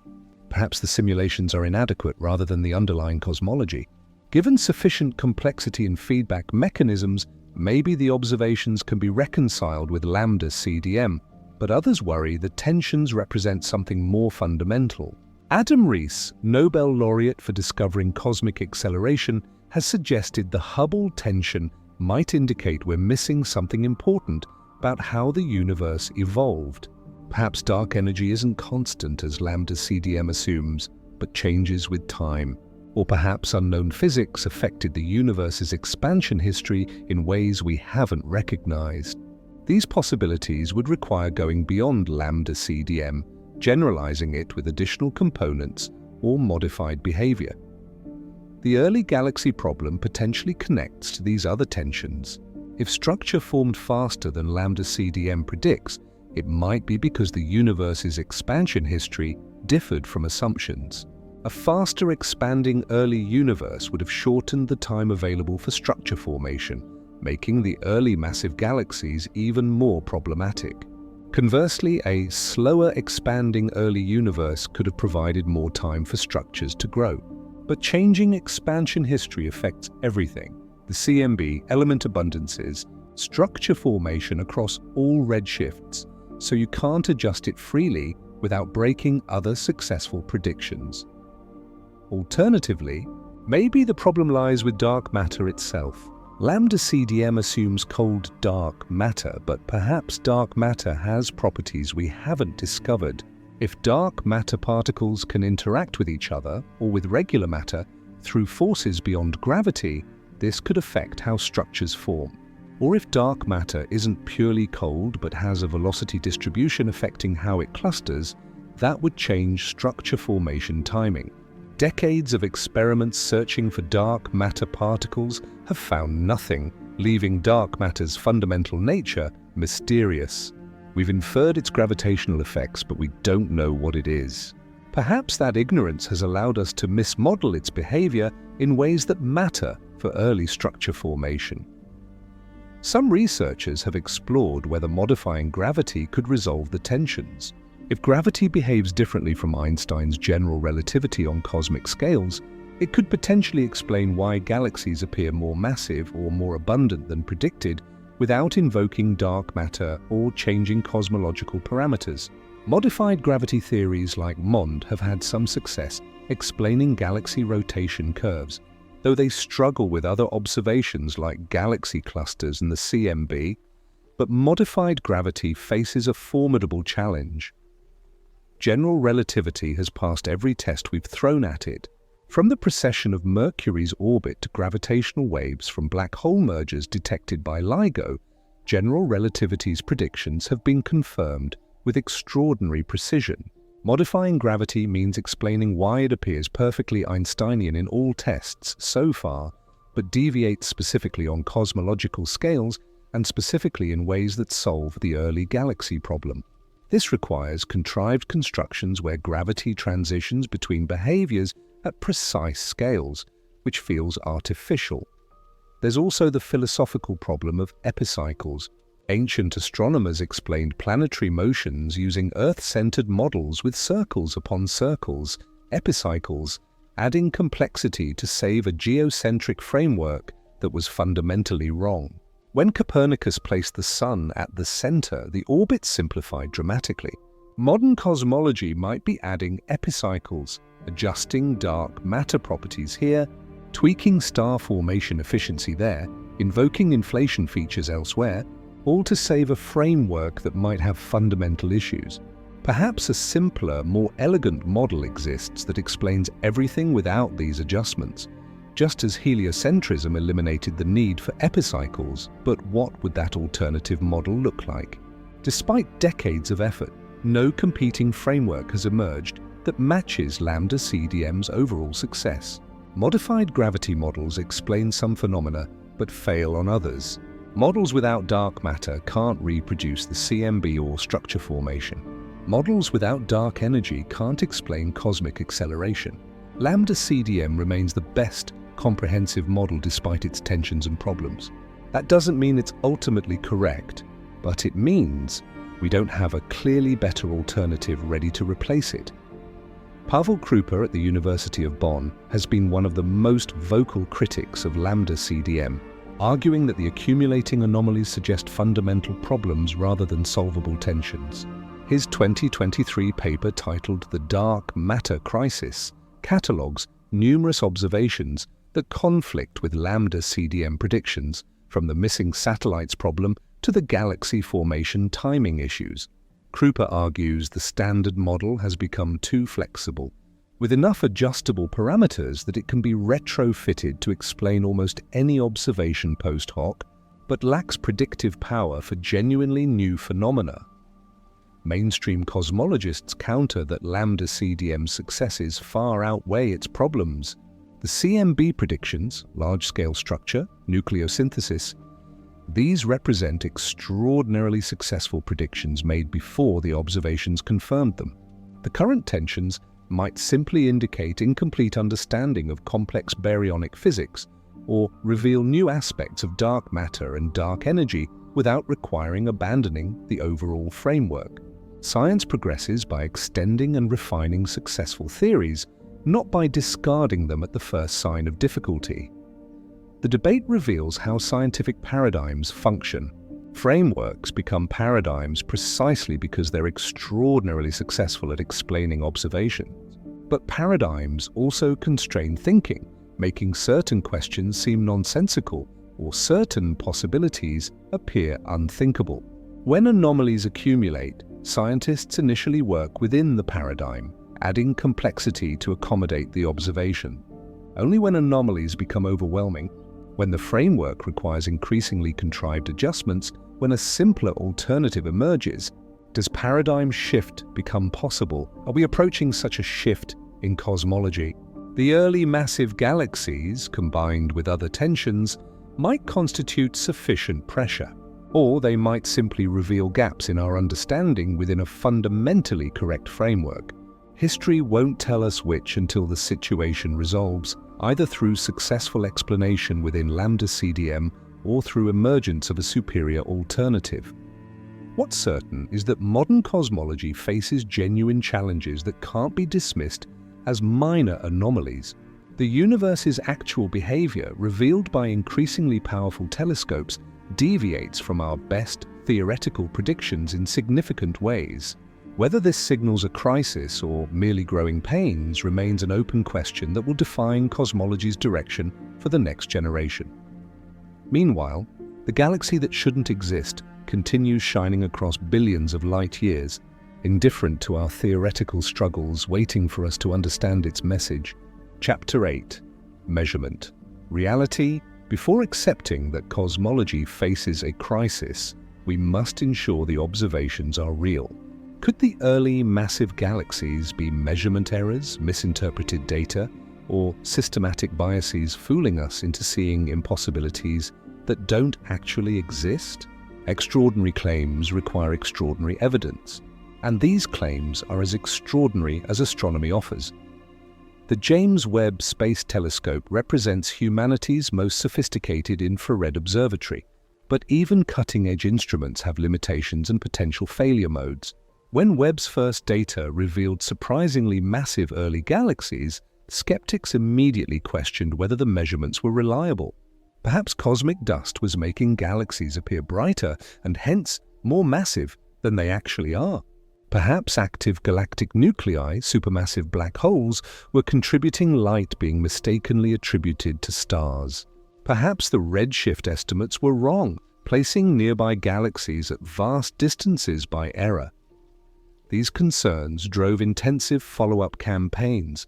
Astronomers obtained spectroscopy, detailed measurements of how light intensity varies with wavelength for the most surprising galaxies. Spectroscopy provides far more information than simple imaging. It reveals specific emission and absorption lines produced by atoms and molecules in galaxies, and measuring these lines' wavelengths precisely determines redshift without ambiguity. If a galaxy's spectroscopic redshift matches the initial photometric estimate, confidence increases dramatically. For JADES GS Z14-0, spectroscopic observations confirmed its extreme distance. The spectrum showed clear emission lines from oxygen and hydrogen, shifted deep into the infrared by the universe's expansion. The measured spectroscopic redshift was Z14.32, corresponding to 290 million years after the Big Bang, later refined to around 700 million years with additional analysis. No reasonable alternative explanation exists for these spectral features appearing at these wavelengths except extreme cosmological distance. The spectroscopy also revealed the nature of the light source. Active galactic nuclei produce characteristic spectral signatures, extremely broad emission lines from gas moving at thousands of kilometers per second near a supermassive black hole. Power law continuum emission hard X-rays. JD's GS-Z14-0 spectrum showed none of these features. Instead, it displayed the signatures of stellar populations, specific line ratios indicating ionization from hot stars, continuum emission consistent with stellar atmospheres, Balmer absorption indicating cooler stars. The light comes from stars, not from an accreting black hole masquerading as a galaxy. Dust extinction, the dimming and reddening of light by dust grains, can complicate stellar mass estimates. If a galaxy is heavily dust obscured, its visible light output might be much lower than its actual stellar luminosity, causing observers to underestimate its mass. But dust affects light at different wavelengths differently, reddening the spectrum in characteristic ways. Analyzing the spectral shape allows astronomers to estimate dust content and correct for extinction. For the early massive galaxies, dust corrections generally make them less massive, not more, because dust signatures are weak. The galaxies appear intrinsically bright, not artificially dimmed. The stellar mass estimates themselves involve some uncertainty. Astronomers determine stellar mass by comparing observed light output to stellar population models, theoretical predictions for how galaxies with different star formation histories emit light at different wavelengths. These models depend on assumptions about the initial mass function, the distribution of stellar masses formed, stellar evolution physics, and chemical composition. Uncertainties in these ingredients translate to uncertainties in derived stellar masses, typically around a factor of 2. But factor of 2 uncertainties don't resolve the problem. Even if JD's GS-Z14-0's stellar mass is half the central estimate, 250 million solar masses, instead of 500 million, it remains extraordinarily massive for Z-14 lambda CDM. Predictions miss the observed abundances by factors of 10 or more, not just 2. While stellar mass estimates aren't perfectly precise, they're not wrong by the orders of magnitude that would be required to eliminate the discrepancy. Another concern involves cosmic variance, the possibility that Webb happened to observe an unusual region of the universe, are typically rich in massive galaxies, making them seem more common than they truly are. Early Webb observations targeted specific fields, each covering tiny patches of sky. If these fields coincidentally contained overdensities, they might not represent typical cosmic conditions. Assessing cosmic variance requires comparing observations from multiple independent fields separated by large distances on the sky. Reassuringly, multiple surveys targeting different sky regions have all found similar abundances of early massive galaxies. The JD's survey observed good south and good north fields. The Sears survey covered the extended Groth strip. The GLASS survey targeted the Abell 2744 cluster field. Despite observing completely different sky regions, all these surveys found unexpectedly massive galaxies at high redshifts. The consistency across independent fields argues against cosmic variance being the explanation, unless the entire observable universe is atypical, which would be philosophically troubling for different reasons. Selection effects represent another potential bias. Perhaps Webb's observational strategy preferentially detected the most extreme, atypical galaxies while missing more normal examples. If thousands of small, normal galaxies exist for every massive anomaly, but observational limitations make the normal galaxies invisible while highlighting the anomalies, we might mistakenly conclude that early galaxies are typically massive when actually only the exceptional cases are detectable. This concern has been carefully analyzed. The JD's survey, for instance, employed deep observations specifically designed to detect even faint, low-mass galaxies at high redshifts. The exposure times were long enough, multiple hours per field, to reach sensitivities where galaxies with stellar masses as low as 10 million solar masses should be detectable at Z to 1014. The survey did find such low-mass galaxies, but it also found the massive ones. The ratio of massive to low-mass galaxies is what surprises theorists. If selection effects were hiding most galaxies, we'd see only the massive ones and conclude they're ubiquitous. Instead, we see a full range of masses, but the massive end of the distribution is far more populated than predictions allow. Photometric redshift catastrophic failures represent another worry. Occasionally, galaxies at moderate distances can have colors that mimic extremely distant galaxies, leading photometric redshift estimates to place them billions of light-years farther than they actually are. A dusty galaxy at ZR2, for instance, might have a red spectrum that looks superficially similar to a clean galaxy at ZR12. If many supposed high redshift galaxies are actually these imposters, the early massive galaxy problem might vanish. Spectroscopic follow-up has addressed this concern directly. Among the galaxies initially identified as potential Z10 candidates based on photometry, spectroscopy has confirmed the vast majority genuinely are at extreme distances. The confirmation rate is high, above 70–80% for the most carefully selected candidates. Some photometric candidates do turn out to be interlopers, but most are real, and the spectroscopically confirmed sample alone, without any photometric candidates, contains enough massive early galaxies to constitute a significant discrepancy with lambda CDM. There's also the issue of stellar population model uncertainties. The models used to convert observed light into stellar mass estimates are sophisticated, incorporating decades of research into stellar evolution.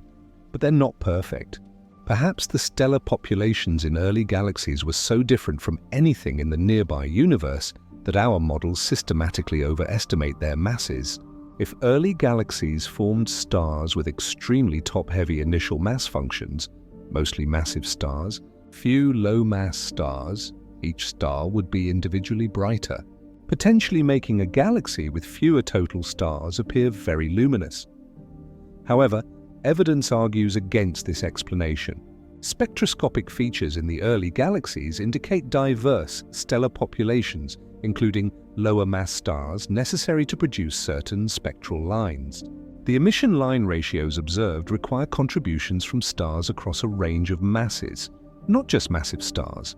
Additionally, if stellar populations were radically different, we'd expect to see other peculiar spectroscopic signatures that aren't observed.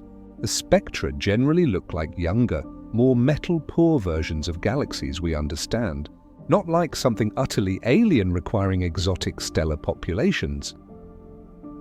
Instrument systematics, errors or biases introduced by the telescope itself, have been scrutinized extensively. Webb's instruments were calibrated carefully before launch and continue to be monitored during operations. Cross-checks between different instruments on Webb and comparisons with other telescopes like Hubble and ground-based observatories show consistent results. When multiple independent instruments and facilities all measure similar properties for the same galaxies, confidence increases that the measurements reflect reality rather than instrumental artifacts. The astronomical community's response to these observations has been appropriately cautious, but increasingly convinced. Initial papers reporting early massive galaxies included careful discussions of potential systematic errors and urged confirmation with additional data. As that confirmation accumulated through 2023 and into 2024, skepticism has gradually given way to acceptance that the observations are robust. Major review papers now treat the early massive galaxies as real phenomena requiring explanation rather than potential artifacts to be dismissed. Casey Popovich at Texas A&M University coordinated one of the most thorough validation efforts, obtaining deep spectroscopy for dozens of candidate high redshift galaxies.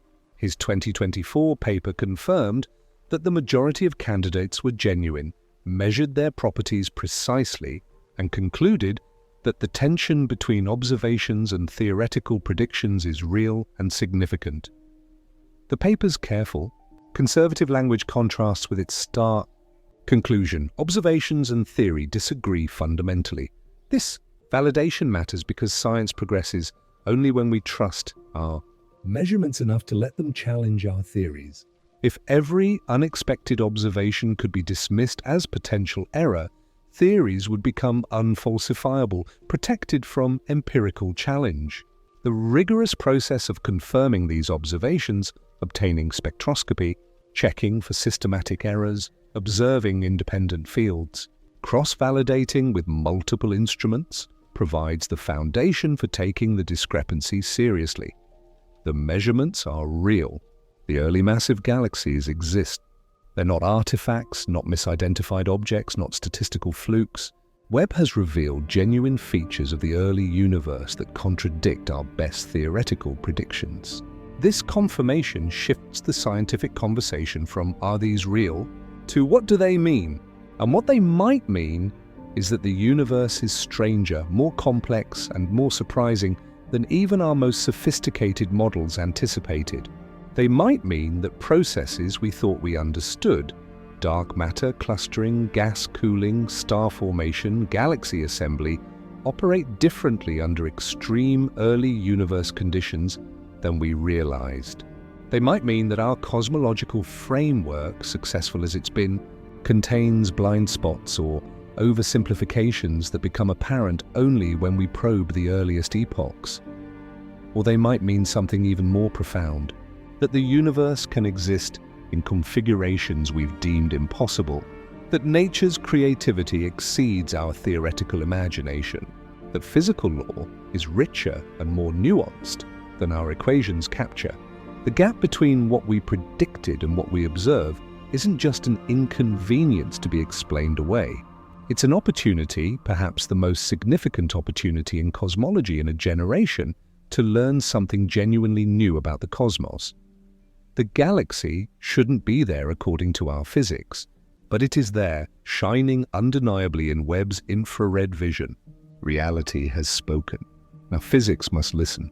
Chapter 9. Future Observations. Understanding why JADES GS Z14-0 exists requires more than theoretical speculation. It demands additional observations that can distinguish between competing explanations and reveal which aspects of our models need revision. The next generation of astronomical facilities promises to provide these crucial tests, potentially resolving the crisis or deepening it further. The James Webb Space Telescope will continue observing for years, accumulating deeper exposures and expanding its survey of the early universe. Longer exposure times increase sensitivity, allowing detection of fainter, potentially lower mass galaxies that might fill in the mass distribution and clarify whether the massive examples are truly as anomalous as they currently appear. The JWST Advanced Deep Extragalactic Survey, JADES, itself continues, planning to eventually observe multiple fields with extreme depth, building statistics on early galaxy populations. One critical observation involves measuring the sizes of these early galaxies more precisely. Current measurements indicate JADES GS Z14-0 spans roughly 1,600 light-years, but uncertainties remain. If the galaxy is more compact than estimated, it would increase the implied stellar density, making the rapid assembly even harder to explain through normal gravitational collapse. If it's more extended, it might indicate a more distributed assembly process, potentially easier to reconcile with models.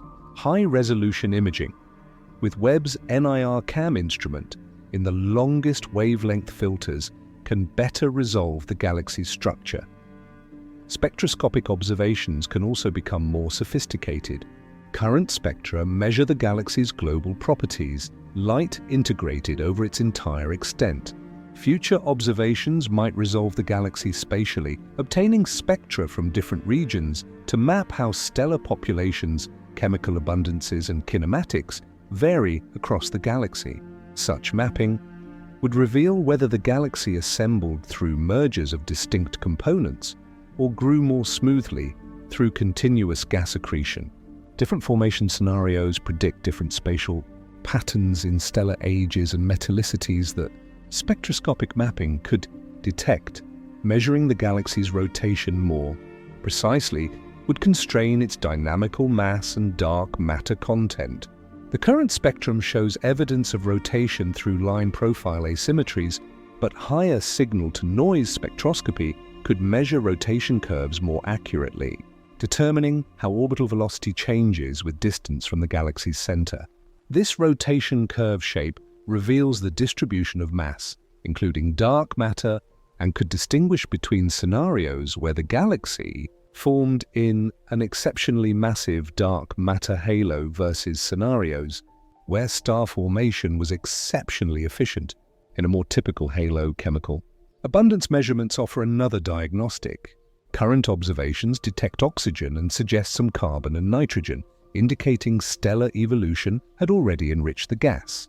But precise abundance ratios, oxygen to carbon, nitrogen to oxygen, silicon to iron, carry information about which types of stars dominated early enrichment. Different elements form in different stellar environments. Massive stars produce lots of oxygen through core collapse supernovae, while iron comes primarily from type Ia supernovae involving white dwarfs. Abundance ratios thus trace the star formation history and the relative contributions of different stellar populations. Ground-based telescopes are joining the investigation. The Atacama Large Millimeter Submillimeter Array, ALMA, observes at wavelengths that trace molecular gas and dust emission. ALMA observations of high redshift galaxies can measure their gas content, determining how much fuel remains available for future star formation. If early massive galaxies have already converted most of their gas into stars, it supports scenarios of extremely efficient star formation. If substantial gas remains, it suggests the galaxies will continue growing, potentially becoming even more discrepant with predictions.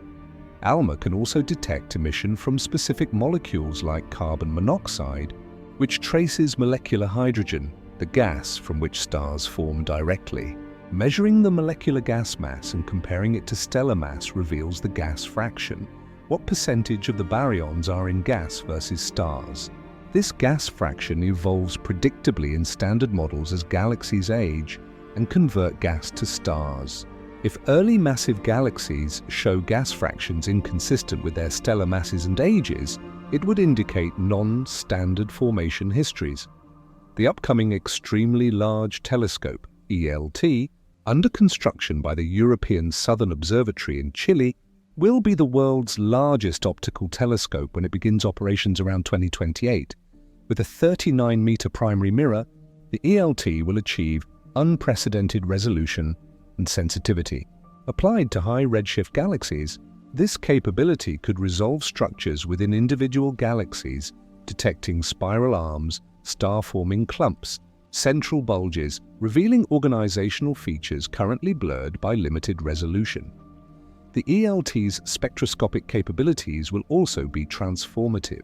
Its Harmony instrument will obtain spectroscopy with spatial resolution fine enough to map kinematics across galaxies, measuring rotation and turbulence in detail. This would test whether early massive galaxies show dynamical disturbances indicating recent mergers versus settled rotation, suggesting smoother assembly. Different formation scenarios make distinct predictions about dynamical states that detailed kinematic observations could verify or rule out. NASA is planning additional space missions relevant to the early galaxy puzzle.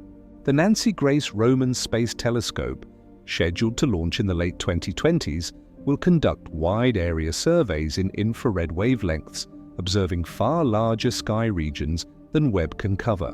While Roman won't reach quite the same depth as Webb's deepest observations, its wide coverage will provide critical statistical context, measuring how common massive early galaxies are across larger cosmic volumes and reducing uncertainties from cosmic variance. Roman's survey strategy will also enable studies of galaxy clustering, how galaxies are distributed relative to each other. Massive galaxies should reside in massive dark matter halos which cluster strongly because they form in the densest regions of the universe. Measuring the clustering strength of early massive galaxies will test whether they indeed inhabit the most massive halos available at early times, as required if they're forming through standard processes. or whether they show clustering properties inconsistent with this picture, potentially indicating non-standard formation mechanisms. Gravitational lensing provides another powerful probe.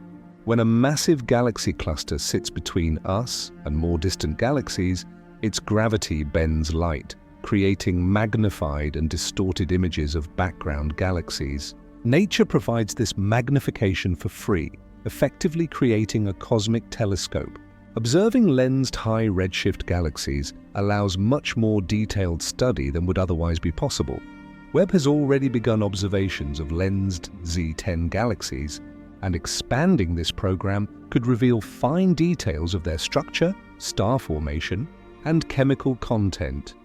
Future lensing observations will also map the dark matter distribution in galaxy clusters more precisely, improving our understanding of how dark matter clusters and providing independent constraints on dark matter's properties. If dark matter behaves differently than cold dark matter assumes, these detailed lensing maps would reveal discrepancies between observed and predicted mass distributions. Even more ambitiously, future gravitational wave observatories might eventually detect black hole mergers from the early universe. If the first galaxies hosted massive stars that collapsed into black holes, some of those black holes might have merged, producing gravitational waves. The LISA mission, Laser Interferometer Space Antenna, planned for the 2030s, will detect gravitational waves from massive black hole mergers across cosmic history. Detecting mergers from Z10 would provide an independent tracer of massive structure in the early universe, potentially revealing whether black holes and dark matter halos were indeed forming as rapidly as the galaxy observations suggest. Closer to the present, improved cosmological simulations will help interpret observations. Current simulations struggle to reproduce the observed abundances and properties of early massive galaxies, but simulations are constantly improving as computational power increases and our understanding of baryonic physics advances. Next-generation simulations with higher resolution and more sophisticated physics might reveal formation pathways that current simulations miss, perhaps special circumstances involving gas accretion streams, merger timing, or feedback modulation that allow rapid galaxy growth under conditions that occur more rarely in current simulations. Machine learning techniques are also being applied to analyze the vast datasets Webb is generating. Neural networks trained on simulated galaxies can efficiently estimate properties like stellar mass, star formation rate, and chemical abundance from observations, processing thousands of galaxies faster than traditional analysis methods. These techniques might reveal subtle patterns in the data that distinguish between formation scenarios, patterns too complex for humans to recognize directly but accessible to properly trained algorithms. The observational roadmap is clear: more galaxies observed in more detail across more wavelengths, with better statistics and deeper understanding of systematic uncertainties. Each new observation will either tighten the noose around lambda CDM, making the discrepancy more acute and demanding more dramatic solutions, or will reveal subtleties that reconcile observations with theory, perhaps showing that the early massive galaxies aren't quite as impossible as they initially seemed. Science advances through this iterative process. Observation challenges theory. Theory makes new predictions. Observation tests those predictions. Refined theory emerges. The early massive galaxies have issued the challenge. The response will unfold over the next decade as new facilities come online and our observations become progressively more sophisticated. What's certain is that the early universe holds more surprises. Every time we build a more powerful telescope and look deeper into space and time, we discover phenomena we didn't anticipate. The history of astronomy is a history of being humbled by nature's creativity. The early massive galaxies are simply the latest example, unlikely to be the last. Reality always has the final word. And right now, reality is telling us we have more to learn. Chapter 10, Cosmic Implications A. galaxy that shouldn't exist according to physics. It doesn't just challenge specific models of structure formation, it invites us to reconsider what should means in a cosmos far stranger and more complex than human intuition naturally grasps. The implications ripple outward from astrophysics into philosophy, touching questions about the nature of scientific knowledge, the limits of theoretical prediction, and our place in a universe that repeatedly surprises us. Consider what it means for observations to violate theoretical predictions. Science progresses through a partnership between theory and observation, with each informing and constraining the other. Theories organize observations into coherent frameworks, making predictions that observations then test. When predictions fail, it signals something important. Either the theory contains errors, or it applies only within limited domains, or nature includes phenomena the theory hasn't yet incorporated. The early massive galaxies failing lambda CDM's predictions means one of these possibilities must be true. But there's a deeper question. Can we ever truly predict the behavior of systems as complex as the universe? Lambda CDM makes statistical predictions about galaxy populations, but individual galaxies form through chaotic processes involving countless interacting components: dark matter, gas dynamics, star formation, feedback, mergers, magnetic fields, cosmic rays, radiation. These processes span enormous ranges of scale, from individual stars to superclusters. Simulating them requires approximations, simplifications, parameterizations of physics we don't fully understand. Perhaps the failure of predictions tells us less about the underlying cosmological model and more about the irreducible complexity of galaxy formation that defeats comprehensive theoretical prediction. Yet this explanation feels unsatisfying. The discrepancies aren't subtle effects at the edge of theoretical precision. They're order of magnitude disagreements between predicted and observed galaxy abundances at early times.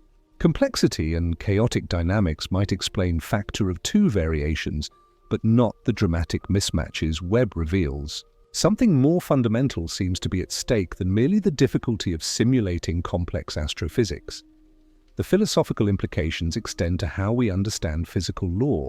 When we say JD's GS Z14-0 shouldn't exist, we mean its existence seems incompatible with laws we've derived from other observations.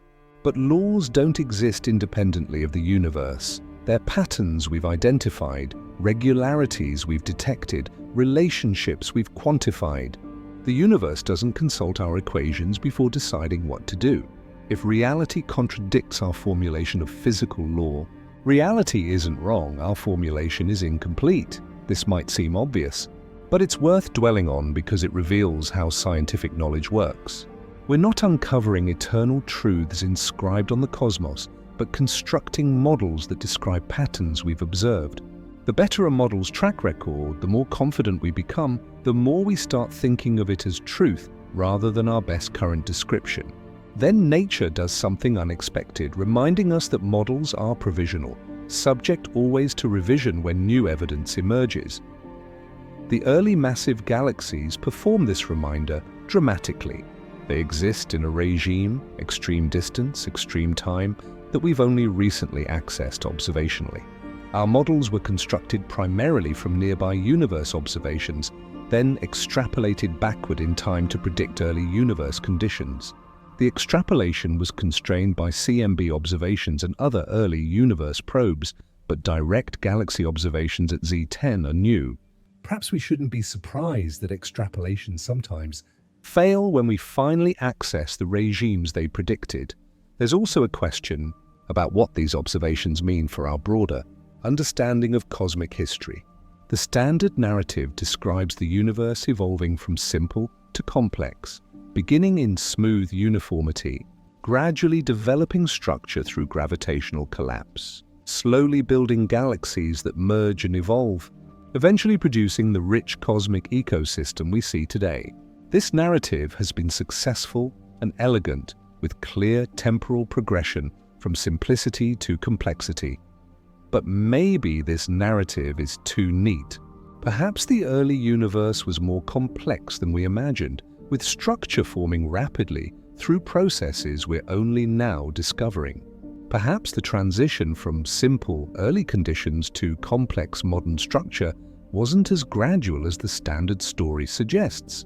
Perhaps the universe has always been capable of surprise, producing phenomena that exceed our expectations throughout its history.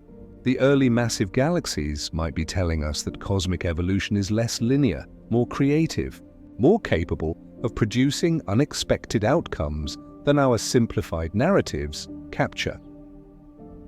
For individual human beings trying to understand their cosmic context, these discoveries are both humbling and exhilarating. Humbling because they reveal how much we still don't understand about the universe's fundamental workings. We've sent telescopes into space, mapped the cosmos in multiple wavelengths, developed sophisticated theoretical frameworks, yet we can't explain why certain galaxies exist. Our ignorance remains profound despite our accumulated knowledge, but it's also exhilarating because it means discovery is ongoing, that the universe retains mysteries we haven't solved, that future generations will have profound questions to explore. If we already understood everything, if observations merely confirm predictions without surprises, cosmology would be finished. The early massive galaxies prove we're nowhere near finished. Major questions remain open. Fundamental features of cosmic evolution remain unexplained. There's still so much to learn. Consider what future historians of science might say about this era. Perhaps they'll look back at our lambda CDM model the way we look at pre-relativistic physics. Accurate within certain domains, tremendously useful for many applications, but ultimately incomplete, missing crucial features that later observations revealed. Or perhaps they'll see the early galaxy crisis as a temporary confusion resolved through better understanding of complex astrophysics, with lambda CDM's foundations vindicated. We can't know which narrative future generations will tell because we're living through the uncertain period before resolution. What we can know is that right now, in this moment, cosmology is genuinely uncertain about something fundamental. This uncertainty is uncomfortable but also precious. It means the questions aren't settled, the debates aren't resolved, the scientific process is actively engaging with anomalies that demand explanation. This is how science advances, not through steady accumulation of confirmatory evidence, but through confronting observations that challenge frameworks, forcing deeper thinking and driving conceptual progress. There's something profound about a galaxy that shouldn't exist. It's not just an astrophysical curiosity, a cosmic oddity to catalogue and move on. It's a message from the universe written in starlight across billions of light years and billions of years, arriving at precisely the moment when we've developed instruments capable of receiving it. The message says, you thought you understood how galaxies form, how structure emerges, how the cosmos evolves. You were partially right, but also partially wrong. Look closer, think deeper. Remain humble before the immensity of what you don't yet know. This galaxy and others like it exist in a regime we've only recently accessed, at distances so vast that their light has traveled through most of cosmic history to reach us. They're showing us the universe as it was in its infancy, revealing processes and conditions we've never directly observed before. The fact that this infant universe surprises us shouldn't diminish our confidence in science. It should remind us that science is an ongoing process of discovery, not a completed edifice of finished knowledge. JDES GS Z140 shines across 13 billion light-years, its photons embarking on their journey when the universe was less than 1 billion years old, traveling through expanding space for cosmic ages, finally arriving at precisely positioned mirrors of the James Webb Space Telescope, being focused and detected and analyzed, transformed into data and spectra and images, ultimately becoming knowledge, questions, challenges, mysteries. The galaxy that shouldn't be there according to our physics is there. It exists. And its existence is teaching us something fundamental about a cosmos that remains, despite all our science and all our theories, stranger and more wonderful than we imagine. The universe doesn't care what we think should be possible. It simply is what it is, following rules we're still learning to read. Our task, the great project of science, is to observe, to question, to revise our understanding when reality and theory diverge, to remain forever students of a cosmos that will never finish teaching us. The early massive galaxies are the latest lesson, certainly not the last. What comes next depends on whether we have the wisdom to listen, the humility to admit uncertainty, and the courage to follow evidence wherever it leads. Even when it challenges our most cherished models, the galaxy that shouldn't exist does exist. And that might be the most important discovery of all. Throughout this journey into one of cosmology's deepest mysteries, we've discovered that JD's GS Z14-0 violates multiple fundamental predictions about how the universe builds structure. Its existence, 700 million years after the Big Bang, comes billions of years too early according to standard models. Its mass of 500 million solar masses exceeds what dark matter could assemble in the available time. Its organized rotation and mature stellar populations indicate evolutionary processes that require timescales far exceeding what was available. Every aspect of this galaxy tells us something is wrong with our understanding, either our cosmological framework, our models of galaxy formation, or our assumptions about early universe conditions.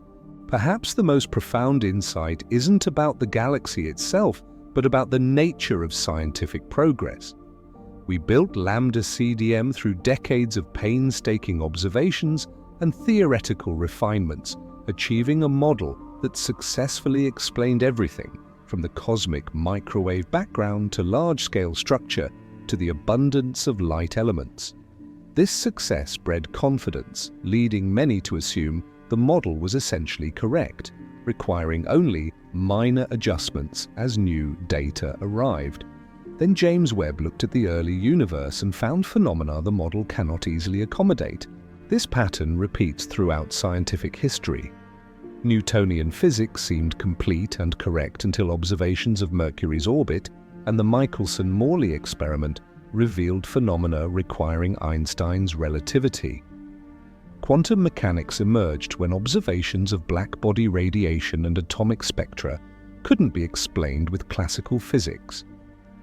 Continental drift was dismissed for decades until seafloor spreading observations forced acceptance. Science advances not through smooth confirmation but through confronting observations that challenge frameworks demanding deeper understanding. The early massive galaxies might represent such a confrontational moment for cosmology. They might force us to reconsider dark matter's properties or revise our understanding of star formation in extreme environments, or recognize that cosmic inflation produced initial conditions different from our assumptions, or they might require more dramatic changes, modified gravity, alternative cosmologies, physics we haven't yet imagined. We don't know which direction the solution lies because we're in the uncertain period before understanding crystallizes. But uncertainty is the engine of discovery. It's precisely when we don't know the answer that science becomes most alive, most dynamic, most exciting. The early massive galaxies have given cosmology a gift, a genuine mystery, demanding explanation, pushing the field beyond mere refinement toward potential revolution. The next decade will see new observations from Webb, from ground-based telescopes, from future space missions. Each observation will either deepen the crisis or point toward resolution. Either outcome represents progress. Either we'll identify what's wrong with Lambda CDM and develop better models, or we'll understand why the seemingly problematic observations actually fit within the existing framework once we account for complexities we'd underestimated. As you go about your day after watching this, remember that the universe you inhabit is more mysterious than everyday experience suggests. When you look at the night sky, you're seeing light from stars and galaxies, some of whose photons began their journey before Earth existed. Among those distant lights are galaxies that challenge our understanding of cosmic history, galaxies that exist in configurations we deemed impossible, reminding us that nature's creativity exceeds our theoretical imagination. Consider also what it means that humans can discover these contradictions. We're conscious matter that evolved on one small planet, yet we've developed instruments and mathematics allowing us to detect galaxies billions of light years away, measure their properties, compare them to theoretical predictions, recognize discrepancies. We can know we're confused, can identify the boundaries of our knowledge, can articulate what we don't yet understand. This capacity for recognizing ignorance might be as remarkable as the knowledge we've accumulated. You are not separate from this cosmic story. The atoms in your body were forged in stars, scattered through supernovae, incorporated into gas clouds that collapsed to form our sun and planets. The iron in your blood, the calcium in your bones, the oxygen you breathe, all were synthesized through nuclear fusion in stellar cores billions of years ago. You're made of processed star material, temporary configurations of atoms that once were separate, assembled briefly into the organized complexity that generates consciousness, soon to be scattered again when your body returns to dust. You are the universe examining itself, contemplating its own history and mysteries. The galaxy that shouldn't exist exists nonetheless, shining its ancient light across cosmic distances, carrying information about the universe's youth. That light traveled through expanding space for over 13 billion years, finally arriving at mirrors and detectors we built specifically to capture it all, so we could learn that we don't understand as much as we thought.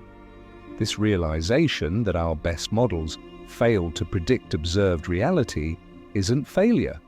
It's the essential ingredient for progress. Recognizing what we don't know creates space for discovering new understanding. The cosmos is under no obligation to make sense according to human expectations. Physical laws we've discovered by studying nearby regions and recent times might not capture all relevant phenomena in distant realms and ancient epochs. The universe might be more varied, more complex, more surprising across its full extent than observations of our local neighborhood would suggest. The early massive galaxies are teaching us this lesson, reminding us to remain humble before the vastness of what remains unknown.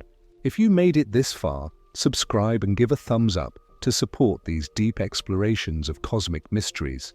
And if this investigation into impossible galaxies fascinated you, check out my video on the Hubble tension and cosmological crises in modern physics, another piece of the puzzle suggesting our universe is stranger than our theories predict. I'm sure you'll find it equally mind-bending. The galaxy that shouldn't be there according to our physics shines defiantly across billions of light years, teaching us that the universe reserves the right to surprise us, that physical possibility extends beyond theoretical prediction, that reality is always richer than equations capture. And perhaps that's exactly as it should be. A cosmos predictable in every detail would be less interesting than one that retains the capacity to astonish us, to challenge our understanding, to remind us that despite everything we've learned, we're still beginners in the ancient art of understanding existence.